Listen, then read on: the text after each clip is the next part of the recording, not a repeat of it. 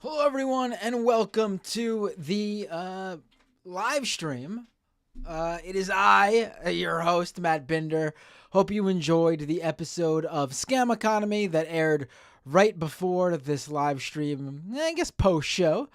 Uh, I'm going to open up the phone line shortly. I see people are still jumping in. I was a little bit unbeknownst to me, I was behind on the premiere episode of Scam Economy as it was airing. And so when it ended for all of you, I did not realize, so I was a little bit late getting the live stream started. My apologies. But anyway, we're going to open up the phone lines right now. We got tons to talk about, I'm sure. You can call into the show by opening up Skype and searching Doomed Live, DOOMED Doomed Live, just one word, no space in the middle, and just call in, and I take the calls as they come in. Also, while I have you guys here like this, I guess I'll take a minute to do some plugs. If you're watching on YouTube, be sure to subscribe, youtube.com/MattBinder. If you're watching on Twitch, be sure to follow, twitch.tv/MattBinder. If you're watching on YouTube, drop a super chat. I will read all super chats during the show. If you are watching on Twitch, be sure to connect your Twitch account to your Amazon Prime account if you are an Amazon Prime subscriber, and you get a free Twitch Prime subscription to give to your favorite creator. You probably heard this already from me all the time, but I just gotta repeat myself sometimes. And of course, you can go to patreon.com/MattBinder to support this show. As we go on, in a little bit, I'll shout out the patrons. It seems like people are still jumping in here, and so I don't want to read the thank the patrons when the maximum amount of people possible aren't in here. They'll get their name drops in just a second. Phone lines are opened. My dad says, "Why were you handing out weapons in the Capitol on J6?" Right. So, if you didn't see on on Twitter, I was on Twitter the other day. It was today, right? Yeah, I think it was today. I was on Twitter today, and I'm looking at some guy's tweet. He's sharing. He's a right winger sharing Tucker Carlson's shit about how the J6, the January 6th pro-Trump mob that tried to overturn the election, they were actually quite peaceful, and they weren't planning on doing anything bad, we swear. And so I'm looking at one of those clips and I'm scrolling down at the replies. I'll pull it up. Let me take a call and I'll pull it up. We'll get back to it.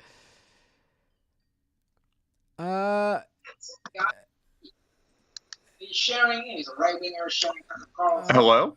Hey, what's your name? Where are you calling from? You are on the air. Holy shit. My name's Brian. I'm from Burlington. Hey, Brian from Burlington. I see you're using your video. Can I pull you up on the feed? Absolutely, dude. Awesome. You're so happy. You're making me so happy. What's up, man? How you doing?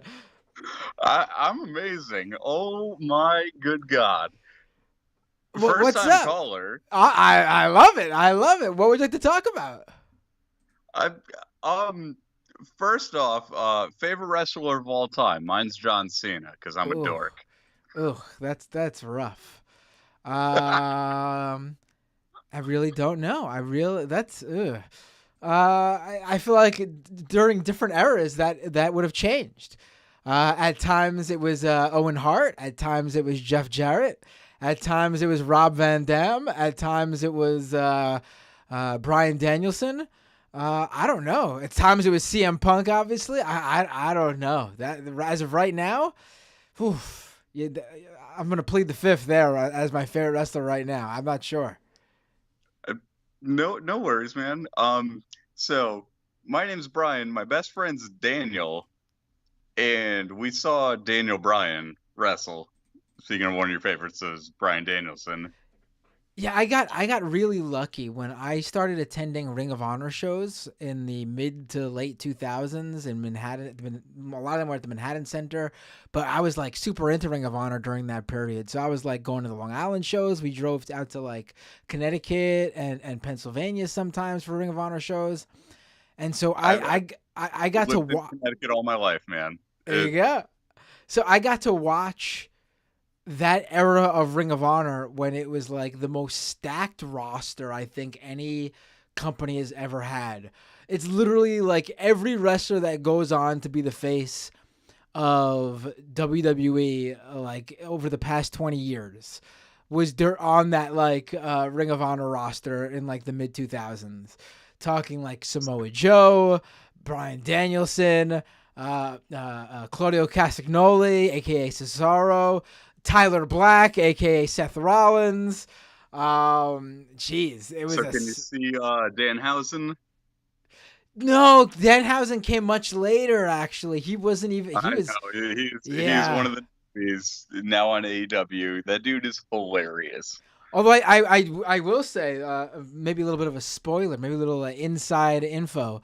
I will over the next couple of weeks have a piece coming out on Danhausen because I got the opportunity to interview him. So yeah, so it'll be on Mashable.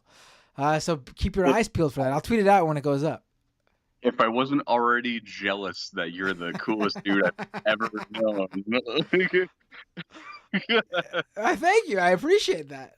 No, but yeah, I mean, I would love to do more wrestling stuff. I would like to do more wrestling stuff. It's just the time. Where's the time, man? And unfortunately, I I just don't. completely get it. I just don't watch it as much as I used to. Like I used to watch every Raw. Uh, Tried to watch as much SmackDown as possible, but I would watch like every AEW episode. It's just like, or whatever the alternative, federation was at any point in time. WCW, Impact, TNA. But like it's just so much now. Wrestling's on all the time. I gotta watch literally It's on Monday. all the time, and I work second shift, so I am always at work Right. You got when Raw. everything's airing right now. And I took the day off because living in Connecticut, we're getting that nor'easter right now. Yeah, we had some snow today in New York. Probably the first real, maybe second real snowfall of the season, which is We're weird. gonna get hit with much, but I've been in too many car accidents to be like, oh yeah, let me go out driving. By the time I get out of work, I'm gonna, get in a car accident on the way home. Right. Now, Well, yeah, better safe than sorry. No, good for you. Definitely you did the right thing. Yeah, I mean, you got Raw on Mondays, NXT on Tuesdays, AEW on Wednesdays. I guess Thursdays. Oh, Thursdays if you're really hardcore, you watch Impact. yeah, Then Friday you got SmackDown and Rampage, AEW Rampage. And then you got like that new NXT show that's just on Peacock, and then you got the special events, the pay-per-views. It's too much. It's too much, and I'm probably missing something too. It's like just I watch the highlights on, Instagram and Twitter and whatever, and then if there's a big pay-per-view, I'll watch it online. But right, that's and about they the extent of and they my. don't take advantage of it either. You have all the time in the world, all this TV time every week. No off seasons, which they should do for these guys, but they don't have them. So you think you would take advantage and play things out, let storylines ride, really take the opportunity that TV shows don't have, literally an unlimited amount of time to let storylines roll out, feuds begin, end. But they just fucking rush everything, and then they just have the same match every other Monday over and over again for months on end. It's just like they waste. They had Just so like much punching TV the time. pipe bomb speech, though, you want to sell those ice cream bars. Yeah, I guess it's just all the time in the world, and they just don't take advantage of it. But what else you want to talk about? I gave you my favorite wrestlers over the various periods in No wrestling. worries, man. I'm glad to chat. So I called in. I know you've been with your partner for a very long time, so I don't think you've been on the dating apps for quite a while. No, last time I was I was available. I was dating on via MySpace, I think. So There you go. Hey, I remember the top eights too. It was a big thing back in middle school for us. Yeah, yeah, So, yeah. are you familiar with the term sapiosexual by any chance? I'm not. No, what is that? No. I had to look it up after the first like couple times I saw it. Apparently, it means somebody who's attracted to somebody who's very smart. It's like attracted to intelligence. Hmm. I mean, And I keep seeing it it seems pop up. like I don't know. It seems like maybe I'm out of touch, but it seems like something that's just like doesn't need a name, right? I mean, it's just isn't that what you're not right? No, Isn't that just on the part of? same. We're on the same page then, because every time I see it, all I can think of is, oh, you're ableist. You just wanted to put a label on yourself to be fancy and also kind of denigrate anybody who might be a little bit less smart than you. Because I don't see anybody with that label volunteering to suck Stephen Hawking off. Well, he's dead. True. I mean, honestly, I would love to see it. No, wait, hold on. I wouldn't love to see it. Boy, I would that's a love kind to. of scam right there. I walked myself right into that, didn't I? I swear I'm not a necrophiliac. But what I'm saying, what I mean is, let's move on. What else you want to talk about? The other one that drives me insane is empath. What's that? The term that I keep seeing on dating profiles is empath. Empath? Empath? Yes, empath. Like Deanna Troy. How you could just oh shit. Deanna Troy from Star Trek The Next Generation. How you could just sense people's emotions without any like any talking to them. You just go, oh, you're upset right now. Oh, you're happy. No, you're not inherently empathic. I feel that you're just you can observe people's actions and their body language.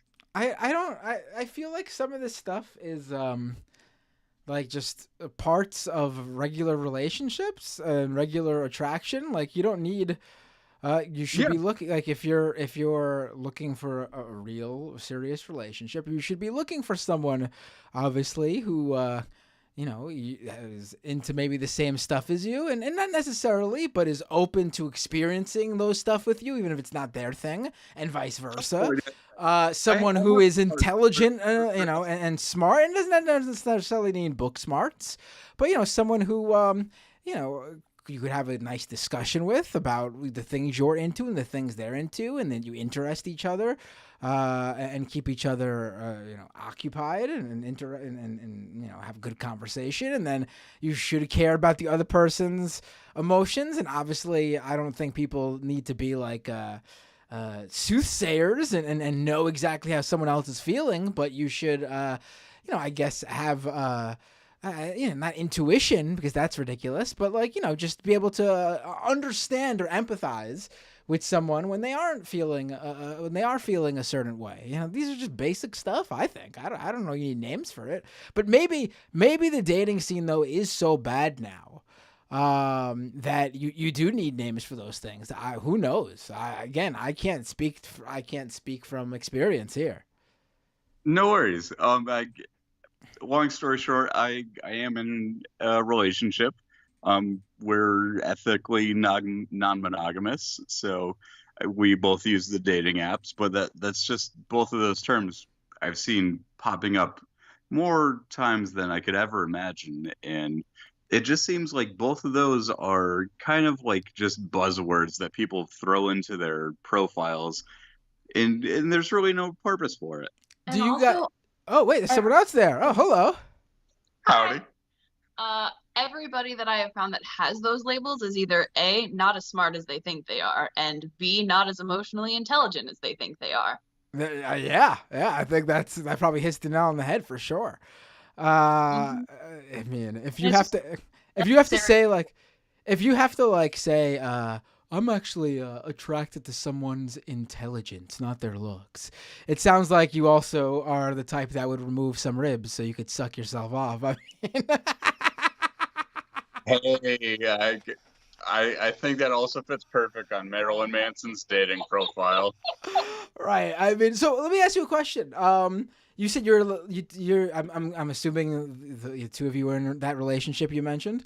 And you said you were in an open relationship, right? Essentially, yeah.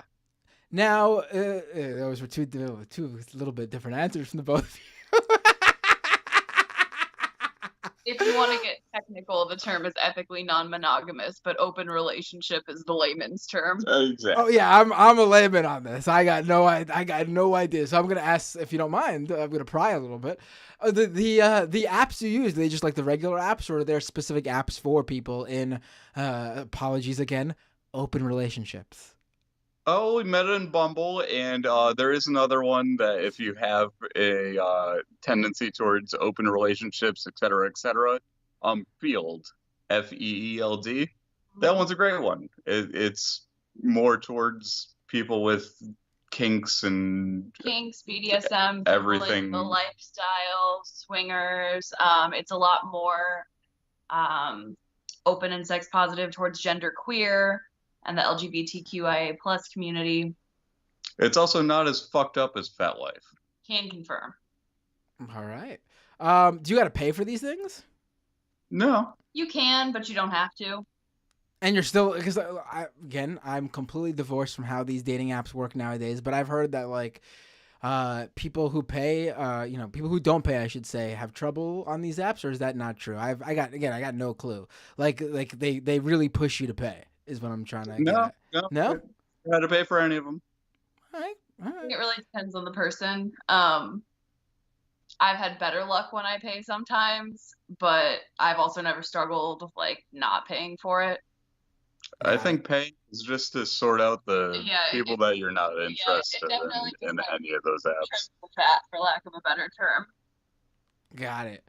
Cool. I mean, I've totally. I don't even know the terms or what. I don't even know what apps people use nowadays. I just know Bumble because of Jack Posiebic got caught using Bumble when he's married. That far right winger.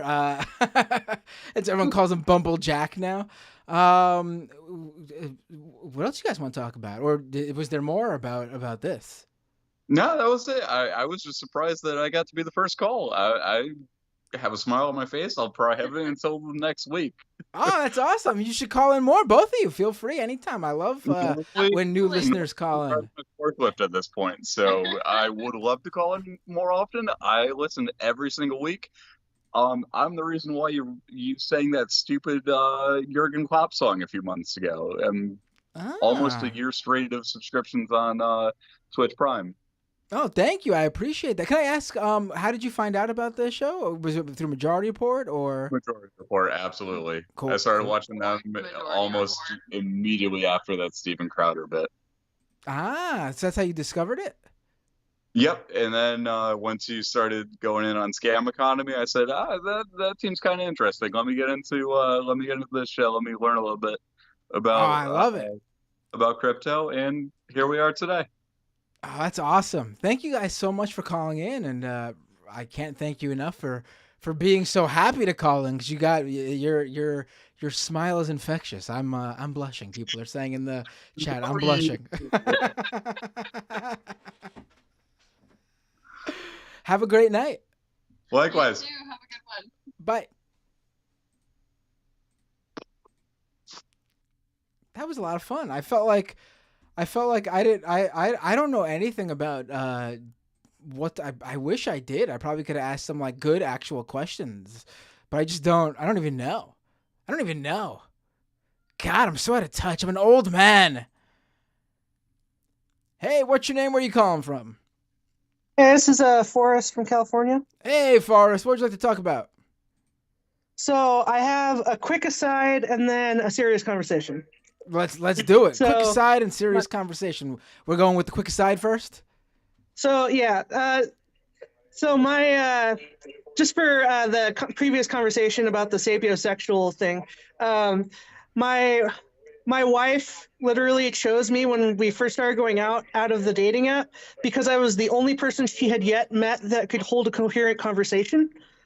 So I kind of But like wonder if that's that's I don't like that. To me, it's like just like normal. Like I get you could run into people, obviously meet people who can't do that, but that doesn't Mhm. mean you are unique. That means you just met someone who's really fucking weird and awkward, I guess. I mean, like you don't gotta. Yeah. I don't feel like you have to go by a name. You could just call that other person who couldn't, or maybe you two both can, but you weren't the person you met, which wasn't a match, and they felt the same way. I don't think necessarily a name for that. I could be wrong. Maybe someone could explain it to me better. I'm open. I'm an old man in terms of not knowing this stuff, but I'm not an old man in terms of not being open to it. Feel Yeah, free. Yeah. I think people just like being able to categorize their experiences. So they've invented the category of able to hold a conversation.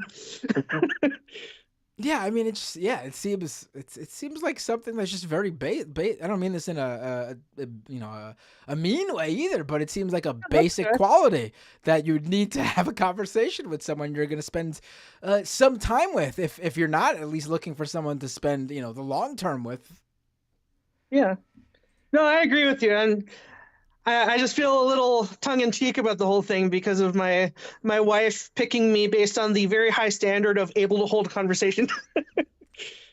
I mean, yeah, it seems like a pretty important part of having a relationship, being able to hold a Yeah. conversation. Well, there could be, the relationship could be for very specific other purposes, in which I guess conversation wouldn't be necessary. But those are two different, very, very different types of relationships. For sure. All right, and moving on to the more serious topic. I'm actually in the beginning stages of creating an organization dedicated to passing progressive ballot measures in California. Okay. Uh, Tell me more. so I've labeled it the California Ballot Action Movement Factory, or CBAMF. And the BAMF part of the acronym is definitely intentional. So my first project that will be kind of the genesis of this is going to be ending child marriage. So the idea is that I'm just putting ballot measures out there that I'll try to pass. I mean, it's pretty simple. Wait, where are you again? What state? California? Child marriage is not banned there? No, it's ridiculous. It's there is no, as long as you get parental consent, you can marry anyone of any age to anyone of any age. Yeah, no, I feel like they thought again, I don't know what these people are thinking, but I guess the nicest scenario is that two young 17-year-olds fall madly in love and want to run out and get married, and both their parents are fine with it and they give them their blessing. But the more likely scenario is that there's some sort of weird ass shit where a parent is forcing their kid to marry a much older individual for some sort of familial or monetary or whatever benefit. It's I'm pretty sure it's primarily religious communities. It basically, from what I've heard and from what I've researched, the two main reasons are either it's a religious community with that just has that still in the culture for whatever reason, or it's people who somebody raped their child, but they care more about the rapist than they do about the child, so they're trying to protect the rapist. I don't even. Yeah, jeez. I know it's a really difficult topic, but I mean it's insane that this is still a thing in 2023. Is there really no and obviously I'm not saying this to you should 100% go ahead. I encourage everyone to get involved, do their own direct action. I'm just asking. There's no one out there, no organization has attempted to approach this in some way before? So there are activists communities and such, but they try to do it through politicians. They try to lobby politicians to get them passed through the legislature. The problem is that for whatever goddamn reason, Democratic politicians in a state with a Democratic supermajority are terrified of like hardcore religious Republican voters. And don't ask me to explain that because I don't understand how they could possibly be concerned about them as an electoral group, because there's no way those people are voting for Democrats. But for whatever reason, we've had a long history of political movements and politicians who approach this issue from a legislative politician standpoint rather than just doing it through a ballot measure. Interesting. Yeah, I don't know. I'm pretty sure I'm pretty sure it's illegal here in New York. You have me wondering, but I'm pretty sure. I wouldn't be surprised, but yeah. Yeah. It wasn't it hasn't been a long time, honestly, which I did not know. 2021, 2 years ago, and not even 2 years ago, like a year and a half ago. Legal age of consent to be married is now 18. And at the time, I don't know how many now, but at the time it was only the 6th state to ban child marriage. Holy shit, we're way behind. I didn't realize this. My God. Yeah, something around half of America still has legalized child marriage. I think it's more than half. From if it was 6 in 2021, I don't think I don't think 19 states got it together in the past year and a half. No, and there are actually some that are trying to like expand child marriage. I've heard a couple news stories about this recently. Child marriage is currently legal in 43 states.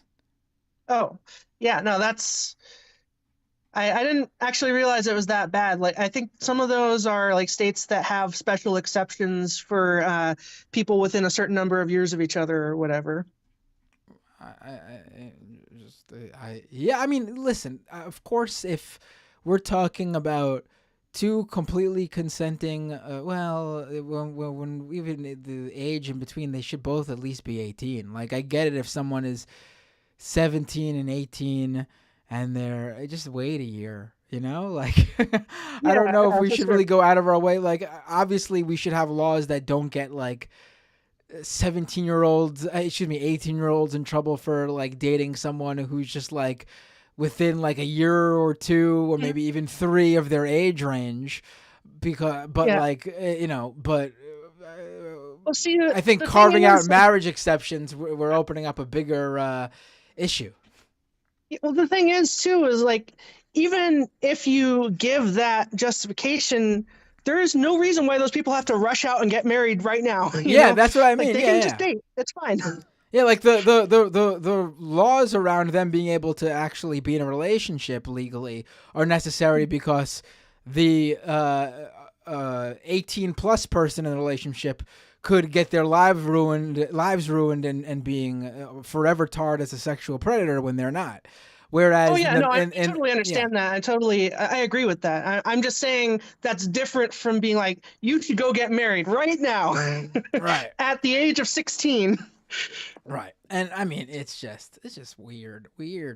I honestly didn't realize it was that bad.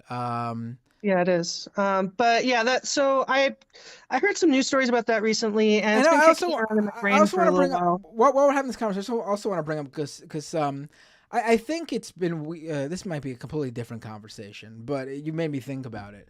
The age gaps has been a really big like online discussion of debate, especially with like apparently, and it seems like this is the case.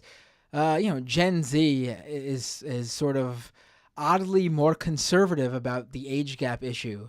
Like they see like a 28-year-old dating a 40-year-old, and they think like that 40-year-old is taking advantage of the 28-year-old. Now, it obviously could be possible if there's some other dynamic going on there, but if it's just like two equal people who just happen to have a gap that large, but they are in those age ranges, that's fine. There's nothing wrong with that. People are being weird about it. Yeah, no, I agree. I have a personal conflict of interest on that topic because my mom was in her low 20s and married a 40-year-old guy, and then he was abusive, and we ended up in a battered women's shelter. So I have a bit of a conflict of interest on that topic. I will say there is an exception in my book for, I don't want to put definitely 18, 19, 20, 21. I don't know how much higher it should go. But I think like late 20s and up, I think it's fine to date whatever the age gap is, as long as everyone involved is mid to late 20s and up. Again, as long as there's no other power dynamics at play that is inappropriate. But yeah, no, I think early 20s for that age gap is there's issues there that you're still fairly young and could be taken advantage of, I think. Yeah, no, I agree. I just wanted to give that conflict of interest to give context to anything I then said, you know? Yeah. But yeah, so I have a Facebook group for this project. I'm not fundraising just yet because I still need to build my website and just get everything in order before I get started. Oh, yeah. I just want feel free to call back in when you do have, and then I'll be happy to give you the time to plug it. So don't worry about that. If you could call in any time. Thank you. But yeah, if anyone wants to join the Facebook group right now so that they can get updates about what I'm doing, go to CBAMF. That's the Facebook group's name. Yeah. There you go. Excuse me. Thanks for the call. Was there anything else you wanted to talk about? No, that was it. Perfect. Thanks so much. Feel free to call back in when you got more developing with your new group and your what you're trying to do, and yeah, you know the drill. Sure. You've called into this show many times before. I'm used to you by now. Have a great night. Yeah, you too.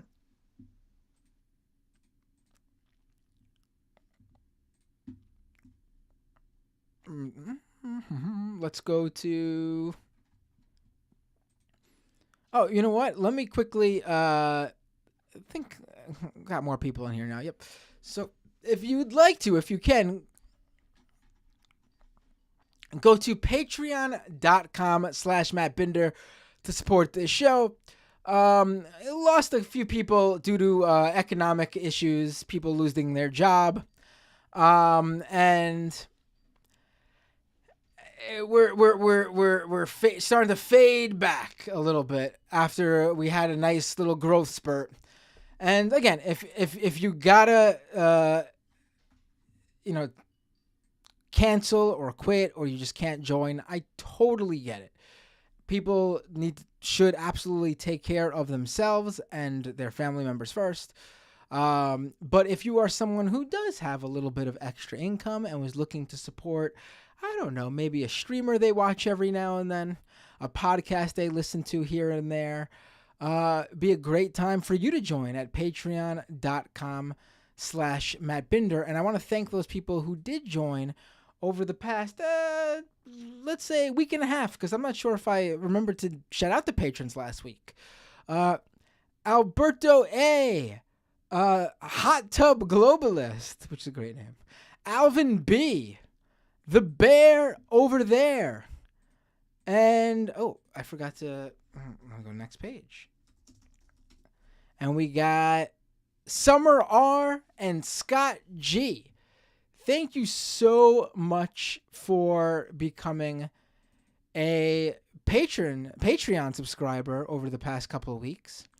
Really appreciate the support. Really can't do this show without you patrons. You give me that, that base amount that I know I have to work with to try to do something bigger and better every week with this show. So let me now go back to the calls now that I've done my plug. Hey, what's your name? Where are you calling from? Hey, it's Charlie from Washington.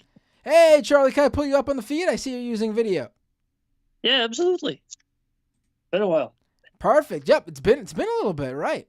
What was it to talk about? I've been trying. What was it to talk about? I've been trying to call in over the last couple of weeks. But Oh, you have so yeah. many good calls. We've been getting a lot of calls lately, so I just can't get to everybody. So sorry for missing you, but I'm glad I got you now. Oh no, don't be sorry. You have, like I said, you got great callers. Thank you, I appreciate that. I had a thing that I want to talk about, and then I want to make a movie recommendation, or at least ask if you've seen it. But before I do that, you've read a couple of my super chats. It's a funky looking name, DJINMYR. It's Jinmir. Jin like the drink, Mir. Oh, okay, Yeah. okay. It's a hard one. It's a hard one to pronounce. I needed a name for my troll shaman back when I was playing WoW when it first dropped. What have I been calling it? I've been calling it like the Jin, right? I've been saying I've been pronouncing the whole everybody thing. Does that. Literally everybody does that. I just thought the letters looked cool together, you know. I'm like, Jin, you know, like it's pretty cool. It sounds cool, and it's a unique enough name. It stuck. So if you see a Jinmir online, it's probably me. Right. There you go. Anyway, yeah, I've been kind of trying to avoid, like, I mean, I try to pay attention to all, like, the anti-trans and LGBTQ stuff just because I feel like it's worth knowing what to dodge. You know, like, this Texas, I guess, is apparently trying to do a bounty for trans and drag people like they did for abortions, but fortunately, the Metroid Prime Remaster came out, and that's been a nice little distraction for me, but that's not what I want to talk about.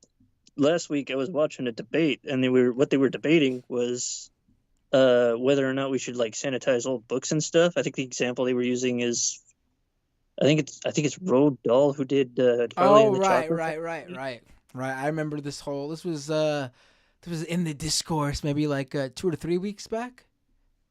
Yeah, a little bit. I saw a debate. There's like 6 people in there, and I more or less agree with most of the people in the debate that said it's not really that big of a deal if they do edit, because books get edited all the time, and we have authors now that we have to worry about. We should be more worried about pushing, and we have all that book bannings and burnings and stuff that we should be more concerned about. But the only reason I could think of at the time, I maybe they got to it. I fell asleep like 2/3 of the way through it because it was late at night.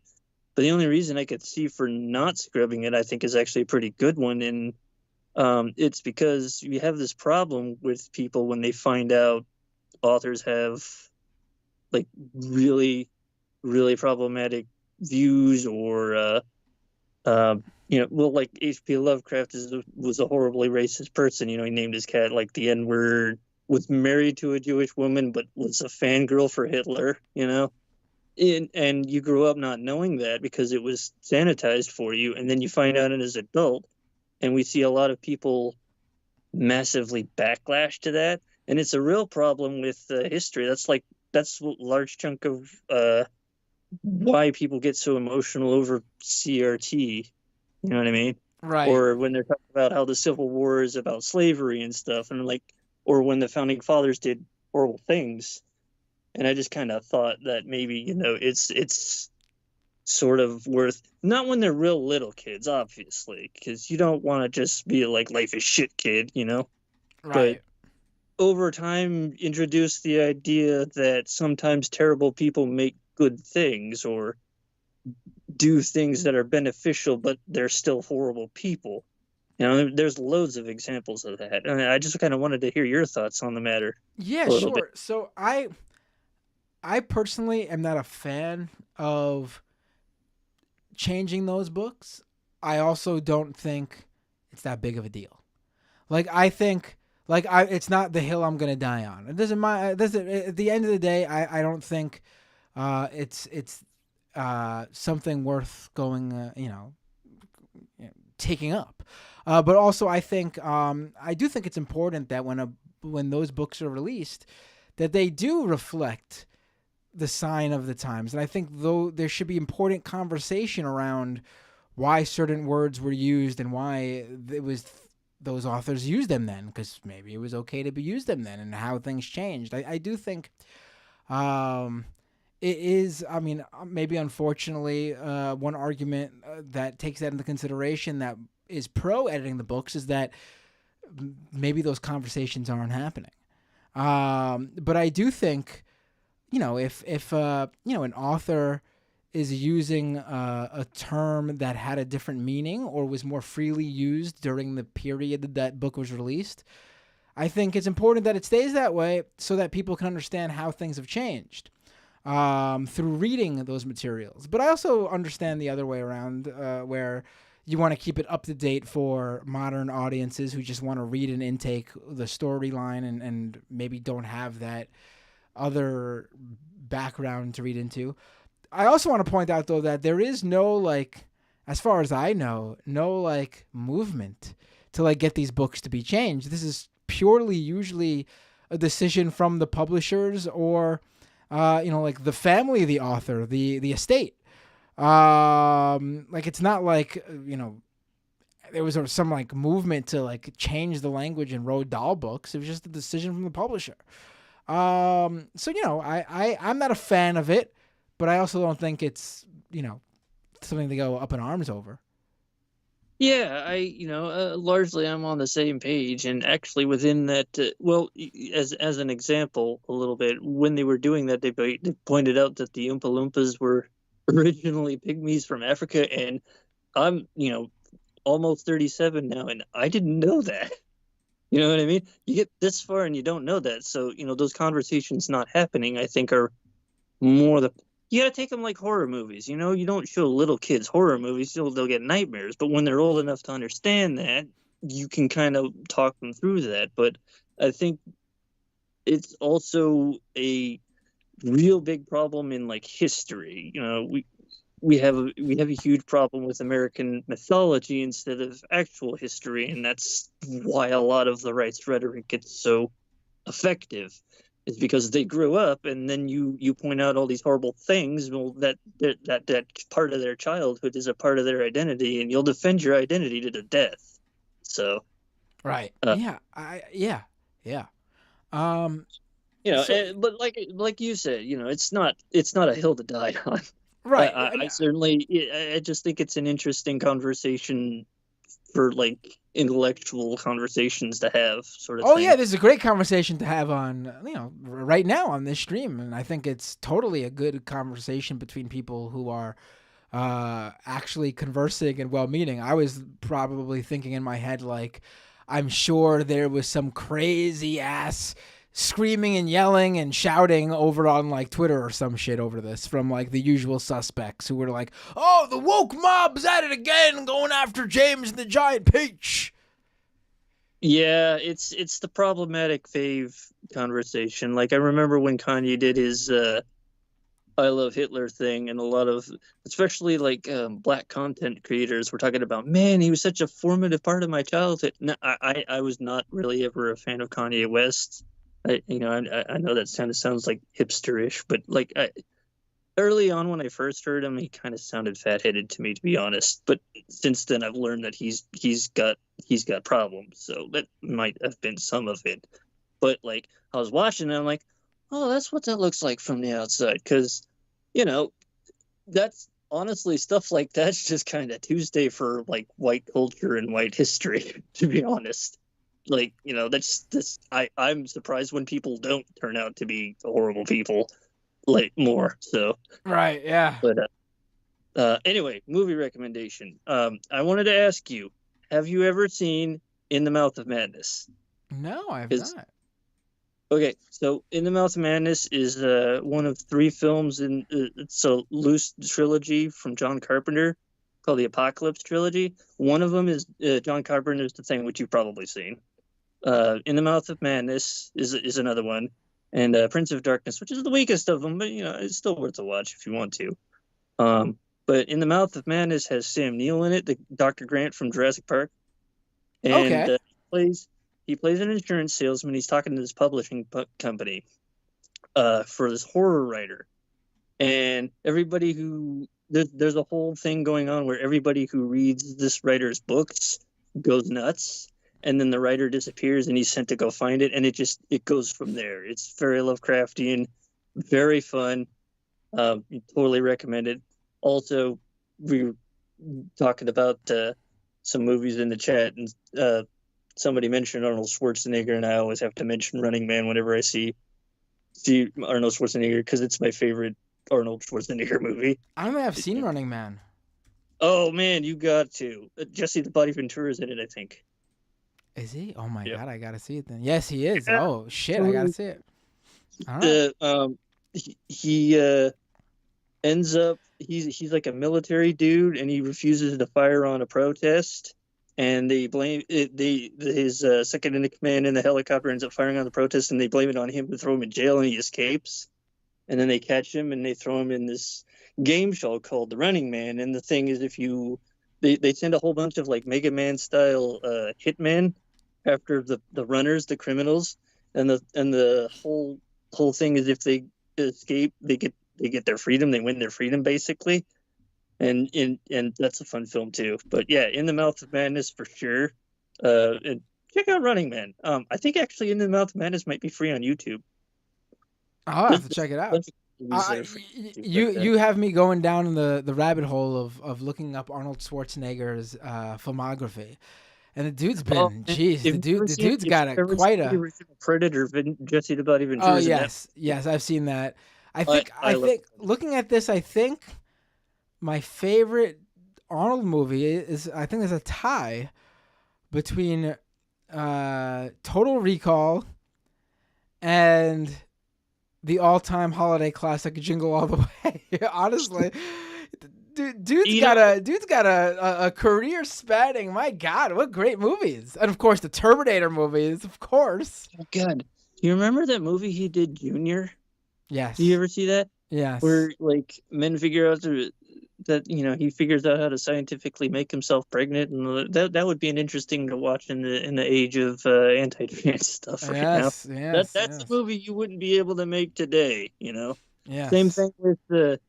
Same thing with Blazing Saddles, not because it has a black sheriff and it wouldn't, and it's too woke, or not because they use the N-word, but because they have a black sheriff in it, and the right would complain about how too woke Blazing Saddles is because Right, yes. That's the era we live in right now. So, but that's all I kind of wanted to talk about, bud. So, I'll get off and let you get on to some other callers, bud. You have a good night. Awesome, sounds great. Have a great night. Thanks for the call as always. Yeah, my pleasure. Oh, it's a conversation that's a perfect segue here. I wanted to talk about how weird are some of the reactions online to the Oscars. I didn't watch them because apparently they weren't streaming anywhere for free, and I don't have a antenna. I need to get one. I don't have cable, obviously, so if I want to watch, I usually just watch Netflix or Paramount Plus or Disney Plus or HBO Max or Hulu or whatever. And usually this stuff is on one of those streams, but it wasn't this time, I don't think. I couldn't find it. And I'm not talking about the people who are upset that their faves didn't win. I'm not talking about people who genuinely thought one actor had the better performance than the other. For me, some of the weirdest reactions I saw online were people who just don't seem to quite understand what acting is, or also what the award for acting is. Like, it is really bizarre to me that some people were like, a lot of the tweets I saw were ragging on Jamie Lee Curtis's win as the IRS agent in Everything Everywhere All at Once. And again, that's fine if you thought the other actress from Everything Everywhere All at Once was better. They were both nominated.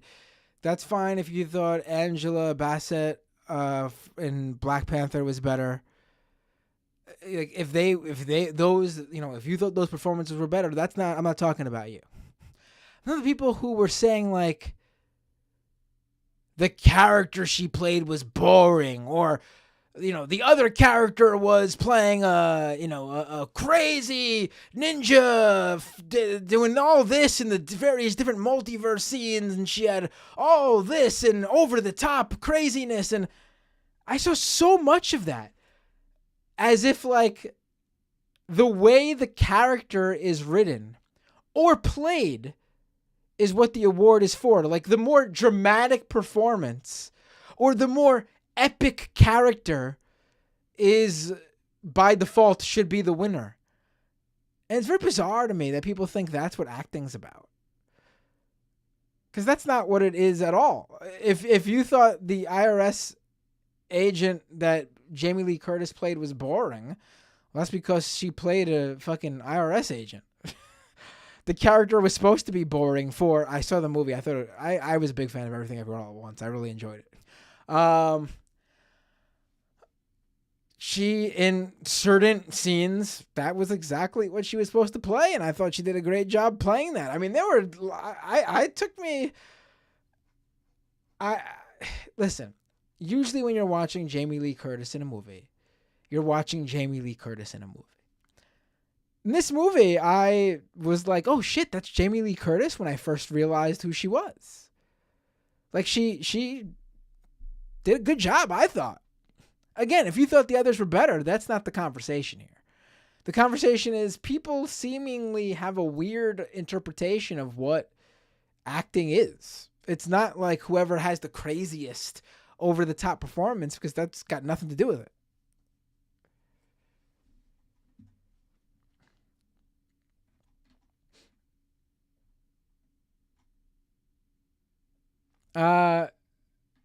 Of course the Oscars aren't strictly merit-based. No, of course they're not. But I mean, ostensibly, that's what the award is about. How people vote, that's different. But what the award is calling the winner is just that.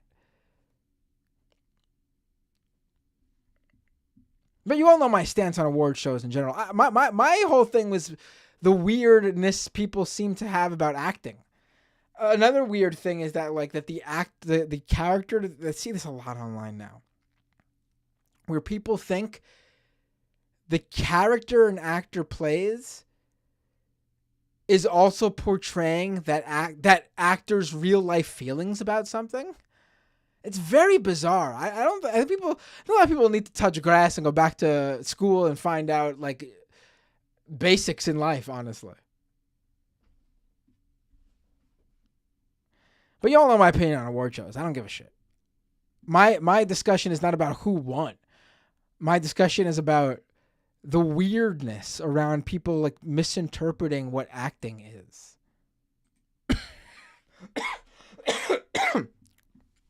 Let's go back to the phones.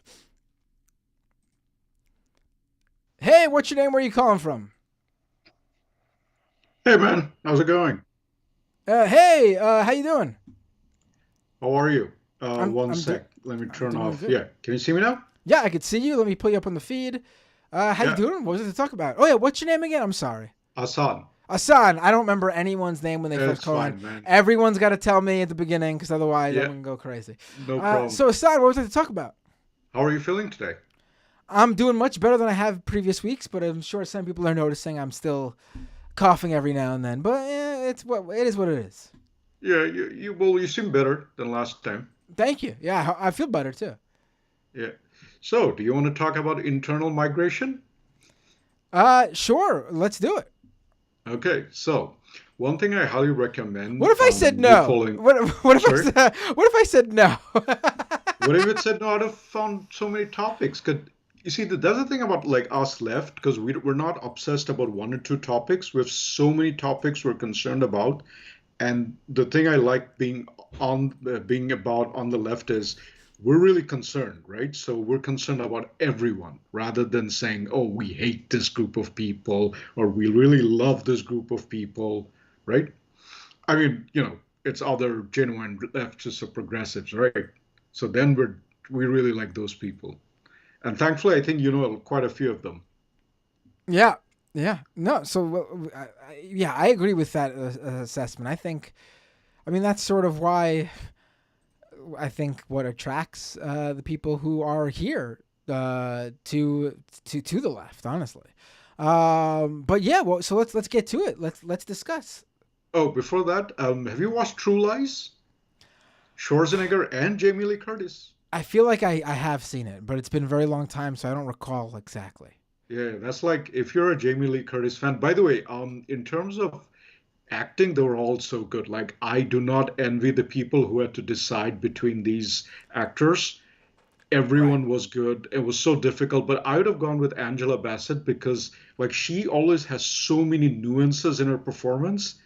Like, you don't, like, I'm not an actor, but I can understand that she is a class above everyone else. Like, she's like the best of the best of the best. But unfortunately, I don't think she's ever won an award. Not the Oscars anyway. Well, neither did Jamie Lee Curtis, but I didn't see I haven't seen the Black Panther movie that she was nominated for, so I can't talk to that. Yeah, well, I'd say that, like, that would be good, but maybe not as good as many of her other performances. So, you know. Right. Yeah, I mean, I feel like they probably dropped the ball when she played. Oh my God, what did she play? Who did she play? There's so many. Whitney Houston. Yeah. I mean, they dropped the ball not giving her the award for that one. Yeah. Oh, well, you know, it's kind of like, oh, the second woman who was non-white to have won the Oscar after so many years. That is amazing. Like, I'm like, hang on. And that's what I put on my Facebook. Yeah, that's not something to celebrate. Michelle, I don't know how to say her last name. I don't want to mess it up. Yao? Michelle Yeoh. Michelle yeah, Yeoh. Even I could be pronouncing it wrong. Right. So. She was great in that movie. She was, and what's his face from the Indiana Jones movie? I can't remember. Hui Kwan. Yes, he was fantastic. I mean, I really thought that movie was great. It was really good, and I was actually pleasantly surprised to see it nominated for so much because I when I first heard about it, I thought it was going to be like an Oscar bait film, and then I saw it. And it wasn't at all. It was probably the least Oscar baity film of all the movies that I saw nominated. Yeah. I mean, I saw Tar, and I was like, oh my! Like, I was watching Tar, and I was like, at the end of the movie, I thought it was all around a great movie. But the first half was so Oscar baity; they almost lost me. It was almost too much for me. I was almost like thrown off. I was like, and I thought she was great in that movie. But I thought everyone and everything everywhere all at once was fantastic. Oh yeah, absolutely. I haven't watched Tar, so I wouldn't know about Cate Blanchett. Maybe she did deserve it, so I'm not gonna. But I've seen the difference between, Jamie Lee Curtis and Angela Bassett. So I'd say Angela Bassett by a slim margin, but she's done far better roles in other movies. So it would have been nice, but what can you say, right? All right. Oh, I messed up. Angela Bassett played Tina Turner. That was the movie that. Yeah, What's Love Got to Do with It? I'm not actually thinking about that. Okay, but there was another role before that. Anyway, that's like she's got a whole bunch of roles. So. Oh, I was like, why did I think Whitney Houston? And then I forgot that Angela Bassett was in a movie with Whitney Houston, Waiting to Exhale. Yeah. I was confusing my movies. Yeah. That might have been the movie that she really should have won, but that was an excellent movie. Oh well. Anyway, so internal migration. What a wonderful topic to think about. So have you been following like a lot of these discussion, especially with Marjorie Taylor Greene when she said, oh, you can move to red states, but you cannot vote in red states? Yeah. Okay. There's also another news that I think a lot of your listeners could discuss or talk about among like whenever they get the chance to is basically a lot of people are moving out of California. Now, there's a lot of economic concerns, but there is the fact that climate change and as well as the intensity of basically making housing unaffordable has led a lot of people to move around the US, right? And in many cases, the people who have moved out because they can afford to are the lucky ones. There are a lot of people within the US who are moving as a result of climate change, as a result of loss of livelihood. And this is something that you saw in states like Ohio, Oklahoma, Iowa, right? In addition to all the other issues, right? That younger people just don't get any opportunities there. So I think there's a lot of discussion going on about the child labor laws, and I think it was someone, it might have been TYT, or it might have been Sam in the majority report, or it might have been you before, where the topic was brought up as because they're lacking in young people being available to work. That's why they're trying to get as many people as working in, and children are the most vulnerable, right? Right. So these are things that are not, for example, as people would say, you okay now? Yep. Yep. Okay. So these are not people like the Horn of Africa or places near the Sahara where people are moving out due to desertification. These are very complex issues that get reduced to like a red versus blue issue or legal migration versus illegal migration. But I think a lot of these states, whether you are middle of the country or on the coast, need to seriously think about, because otherwise you're going to have people moving to areas where they don't get enough support. And then you have all these issues with child labor, people not getting medical care, etc. So, by the way, I forgot. New York sounds like a really good idea to do a leftist mafia program. New York is a really good idea. I'll come down. Like I promise I'll come down. If, I have the money. That's the other thing. Right. Yeah, I think probably New York would make the most sense. Although that means I don't get to travel. Everyone else does. Well, I know that Lance would probably be very grateful for doing it in New York because I know how much Canadians love to. Well, also David, because I know how much we love to go to New York, right? So definitely, I know that they would love to come down. We should make it extra special, and we should do like an all-day event where every one of us does an hour of our own show live, and then it ends with the leftist mafia all together. There we go. That actually is a good idea. I mean, if you guys, so there's a group that I get emails from. So for example, like certain other groups in New York, you could get involved. Let me see it's the Brooklyn Peace Group or something like that. I don't know whether Sam or Emma would know them. So they're trying to really push for the US to start negotiations between Ukraine and Russia, Brooklyn Peace Group or something like that. So they're very active, and they have a large number of like a varied group of people. But anyway, so them as an example, it doesn't have to be them. It could be like other people are involved. That might be a very interesting idea. And you could seriously think, I know that Ole, I think, sorry, am I pronouncing her name right? Yes. Okay, so Ole can't really go out of the US. So for her, it would be really good if we stayed in New York or within that area. And if New York is too expensive, I know New Jersey has some good auditorium or areas that you guys could help set up, right? Yeah, New Jersey. I think we could find a place probably in Brooklyn. That's where a lot of the podcasts end up doing it, and I think it makes the most sense. But yeah, we could certainly maybe do a multi-day mini tour. I'm really getting ahead of myself, aren't I? Yeah. Just what is the next leftist mafia meeting? Every Thursday evening, 8:30. Okay, so I look forward to guys discussing it. And New York sounds like a really good idea. I know but David had a kid recently, I think. He was talking about it, or someone was talking about it. So I don't know whether he'd be able to come down. He's got to bring the family. Got to bring the fam.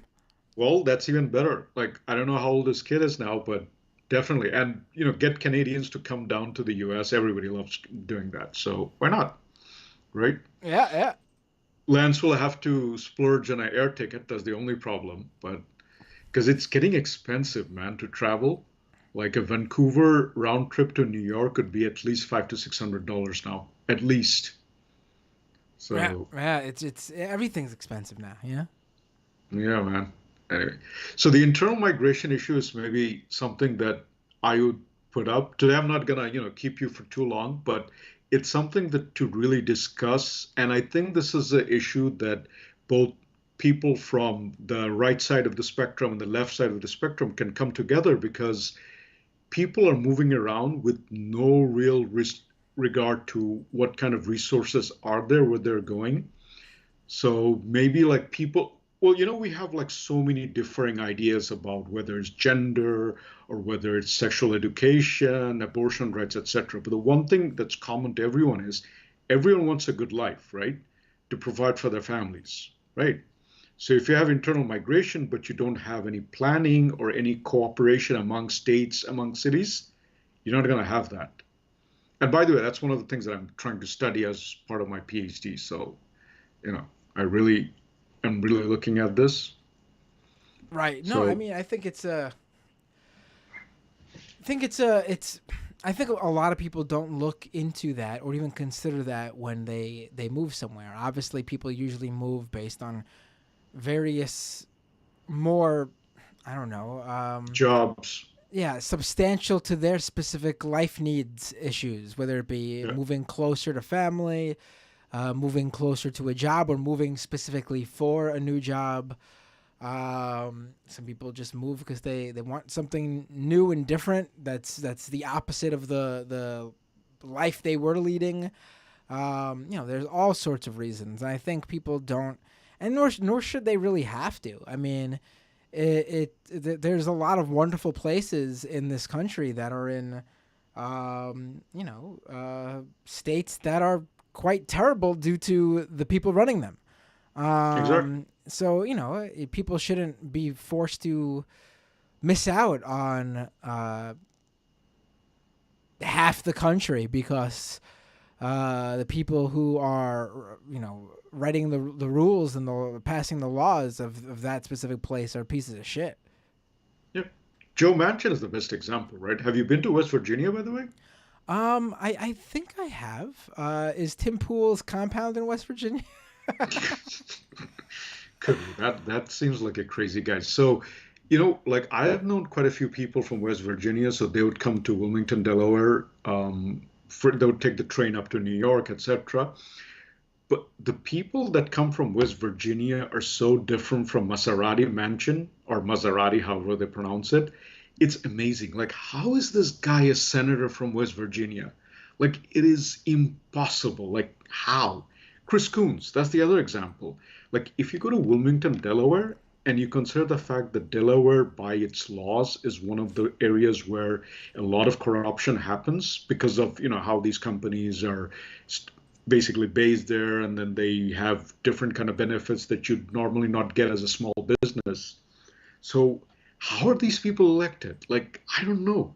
People really, more involved in their politics because, like, who in their right minds would elect Joe Manchin or Chris Coons, right? Yeah, I think it's a lot of times it is just once you're the incumbent, that's it. You're pretty set, especially in the Senate, That's true. because in the House it's a lot easier to go within your district door to door, hit up as many people as possible, and really do that face-to-face time with your potential constituents to get them to vote for you. I mean, Yeah. AOC is a great example of someone who did just that and won against Yep. a long-term incumbent. But in the Senate, if you're running for a Senate seat, you're not going to visit the entire state. So that name recognition is just so much more important because the vast majority of people who are going to vote that day, on election day, are going to vote on name recognition because unlike in the House, where a lot of those constituents got to actually meet the candidates in those Senate races, they're going to just vote for what's familiar to them over someone they've never even heard of potentially. Yeah. The other problem is, I think, and this is what's happening in our provincial elections as well, is that people are too comfortable or too busy, as we discussed before when I called in previously. So they don't really want to consider what's happening with their politics because they're not voting. So, at the end of the day, if there's internal migration, there also needs to be internal involvement in politics because you can't just, move to a new place and then, oh, it's the same situation or a worse situation. Why? Because you need to be more involved. So I think, just being involved in a lot of local issues could be a good start. Maybe it's something for a lot of your listeners to consider. Right. And part of your seminar, getting involved in local politics. Yeah. Your yeah. future. your future Brooklyn leftist mafia seminar. Right. Right. Yeah, I mean, it's rough because you can't. It's also you can't ask people of too much. You know what I mean? Because it's hard. People got like I said, the same thing where people consider the reasons people consider when they move.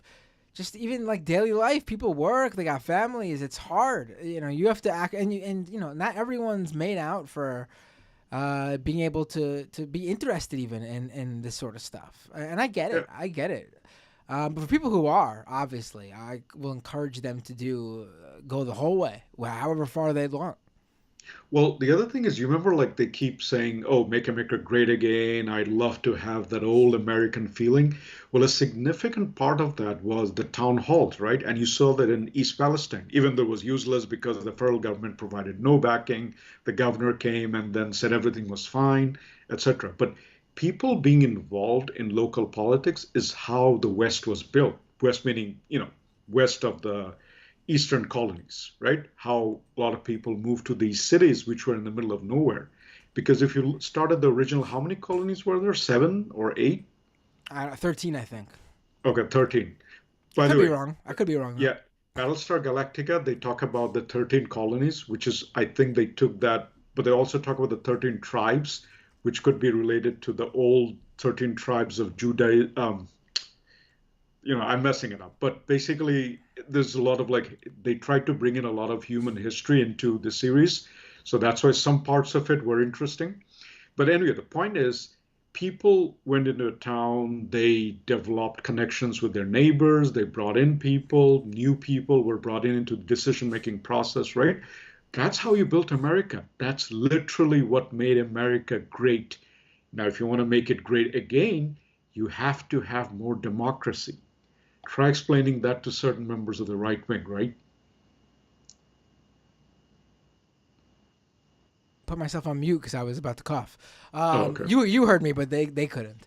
Right? Yeah. Anyway, so yeah, look forward to you guys planning for spring or maybe summer the leftist mafia. You guys should come up with like a number of mafia themed names for the meetings. Maybe David could do the Toronto Gangsters reunion Right, or something like that. Everyone has a different name. I like that. Yeah, we should. Probably maybe connect it to whatever the major like old school mafia gang was in that specific area. Exactly. So, old Asian, she's from Barbados or Jamaica? I forget. I'm bad. I forget. But she's here in New York. Yeah, but she could do something like a story of how that colony came to be, because I'll bet there's a lot of story in those islands, right? A lot of different people who are not from there came there, made it their home. There's probably like a million stories to be told. Yeah, absolutely. And geez, I'm just thinking, off the top of my head. Yeah. So yeah, well, look forward to it and get well, feel better, right? Right. Yeah, I think maybe another week or two. I think now it's partially allergies too. Maybe it's. Yeah. I feel like allergy season's coming on because I'm getting a lot of. I think what's making me cough now is I get bad nasal drip. I'm sorry if it's too much Okay. information. Sorry if it's TMI, everybody, but I get some bad nasal drip. The other thing I would recommend. I need some Mucinex. Could be, but the other thing I'd recommend is having someone take a look at your ventilation. So, for example, in winter, there's a lot of dust that goes through the ventilation system. probably, Even if yeah. you live like a single house, right? There's a lot of dust from the ventilation system. It's not a bad idea to have someone do a air quality monitor, even if it's like a machine that they have to bring. It might be a bit expensive. That's the only problem. So. Yeah, but that is a good idea, and probably is partially it. We're in an apartment. Yeah. Yeah, especially if you have young kids, I highly recommend doing that. Yeah, because- they're both in school. They're bringing shit home all the time. It's definitely a major part of it. Yeah. Kids always getting sick. Oh, well, it helps build their immunity, which is true. it does. So it's not like a conspiracy. That actually does, like their exposure at an earlier age does help them become much more immune to a lot of things. And, they're getting into a really crazy world, right? Right. Yeah. Yeah. Absolutely. Have a great night, my friend. Yeah, it was nice meeting you. Get well soon, and we look forward to you Nice guys meeting me. planning You've for. called in before. Yeah, so definitely, and I'm looking forward to you guys planning the New York get together of the leftist mafia and their gang, their North American and maybe international gang as well. Who knows? Yeah. Sounds good. Yep. Take care, man. I gotta tell you, every time you bring it up, I get really excited about doing a live show. I want to do it really bad. Yeah, I mean, it kind of like whenever you talk about it, it does come out. The only person that I think does not sound enthusiastic about it is David. Well, So, maybe yeah, he I can. mean, Maybe he'll have to. If he's not into it, maybe he can zoom into it or something. I don't know. exactly. It's not a bad idea. Zoom in. Everyone does zoom ins now, so maybe one or two. But anyway, let's see. Hopefully, you guys get to do it. You guys get to do it too. Meet your fans. Meet your next inspiration. Maybe have a few local politicians in, come and talk about the issues of the day. Why not? Yeah, sounds good. I'm down to do it. Have a great night. You too, man. Take Bye. care. Bye. All right, another call coming in. Let's take it. Hey, what's your name? Where you calling from?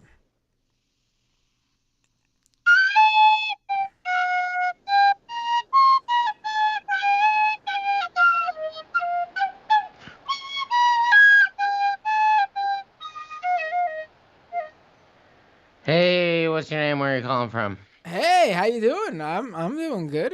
Wait, what? Hey, Cameron, how are you? I am just fine. I was just checking in to see if you still had, you were still in that green room that you've been stuck in for a few years or something. Yep. And your last caller, I just saw was talking about provinces. We love provinces up in here in Canada. Yeah, I know you guys love everything's a fucking province. Provinces are one of our favorite thing to have in Canada. I don't know if your last caller was Canadian, because I just got here because I was upstairs watching Blazing Saddles. Were you really? We were just talking about it. Someone mentioned it earlier. What the fuck? Yeah, that's weird, right? Yeah.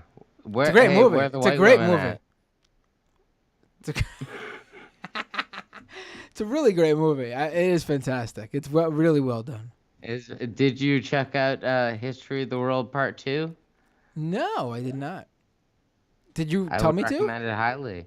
The very talented and skilled Nick Kroll does an exemplary re-Jewishing of the role of the conceptual framework of the original film, and it's a brilliant move to make a sequel to something on Netflix and 30, 40 fucking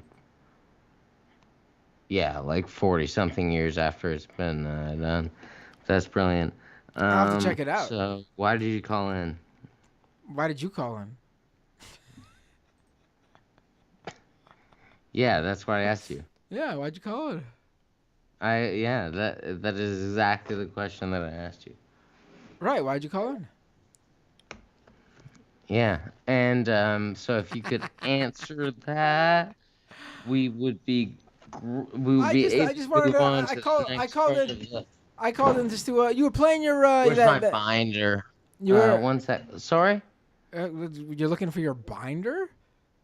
Yeah, we'll move on to the next segment. After you tell me why you called in, we'll move on to the next segment, which I have outlined in my binder. This is only the second time I've taught this course, so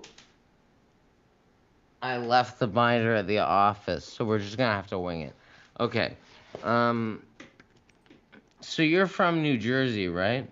No, I'm not. I'm from New York. Yeah, that's what they all say when they're from New Jersey. That is true. That is true. But in this case, you know me. Yeah, you were the lead singer in the band Lifetime in 1997. Oh my God, is you're name dropping Lifetime on this show? I love it. But no, I was not the. I've seen them. I've seen That them. one. I've seen them. They are a good band, man. And they're very New Jersey, so you got me. I might actually be from New Jersey. Yeah. The problem with Oh, that's what I wanted to get to. And this is where I'll end my call because I know that there are so many other people who have like important things to do. Hey, look at this $7 Pink Floyd Japanese Pink Floyd shirt. I got What? it at the fucking Let's see goddamn this. But I can't see or it. whatever. Stand back. Stand back. You're too close. I can't see it. That's pretty cool. To be honest, I only liked Pink Floyd when they had that crazy guy in them for the first two records. Oh, After boy. that, I was like, I'm not sure. My dad in the chat will probably educate everybody on who you're talking about because I got no idea. they had a cool, crazy person who took too much LSD and got too groovy, and they made a couple of cool albums, and then they started being all like fucking, the worst type of prog. Well, you got I'm like, yes, Roger man. Waters. You got Roger Waters talking at that pro-Russia rally. Yeah, I don't know what's going on with them. Weird. Him, I Like, should if say. I want my prog rock, I want my prog rock to be fucking like nerdy as hell. I want some like Emerson, Lake and Palmer or something like that. Oh, I want like acid jazz. Why are we even fucking with prog rock? We should be doing acid jazz. What were we talking about? I don't even know. I just still can't get over that you called in playing that whistle. Huh? What happened to your didn't you get some like fancy accordion? One moment, sir. Oh, here we go. Oh, my dad, by the way, dropping you're talking about Syd Barrett.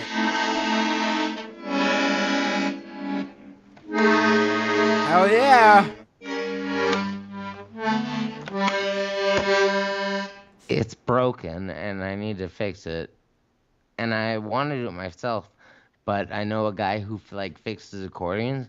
So they've been telling me like, you should get this guy that fixes accordions to fix the accordion and not fix it yourself because you might mess it up. But hey, like I'm pretty good with my hands. I could probably fix this accordion like by myself, right?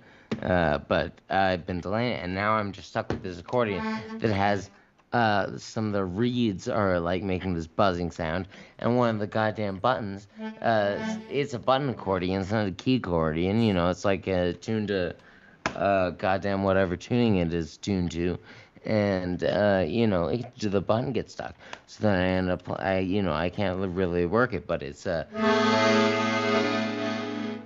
it makes a loud sound, which I think is cool because it's like pretty small. I like it. I think it's a beautiful sound. All right. So, did I tell you everything you wanted to know? Yeah, I think we. What time is it over there again? You got that weird hour and a half time zone, right? Oh yeah, it's like what is it? Oh, it's 4:20, bro. No, it's not. What time is it? It's 4:20, bro. Okay. Is it really? Yeah, cause I'm in Newfoundland right now. Wait, what? It is not, you liar.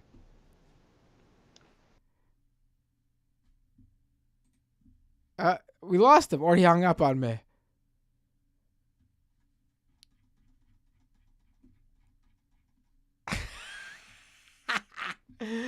All right.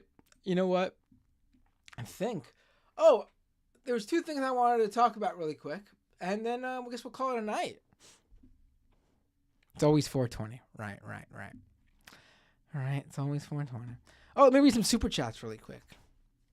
Not much on the super chat front today, but I'll read them anyway. Foresto with a super chat. By the way, Alice in Wonderland was written as part of Lewis Carroll's effort to groom her teenage niece. Sorry to ruin everyone's childhood. What? Okay, didn't know that.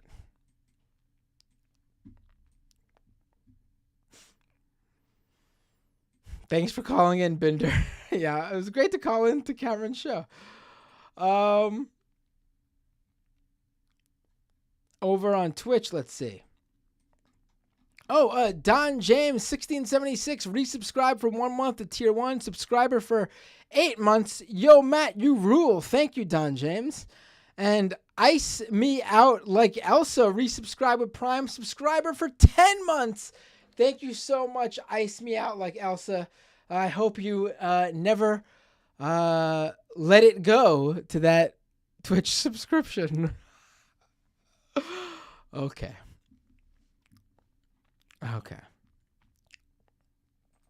What should I hit first? Oh, right, this thing, right? All right, let me do this really quick. There's not much to talk about here.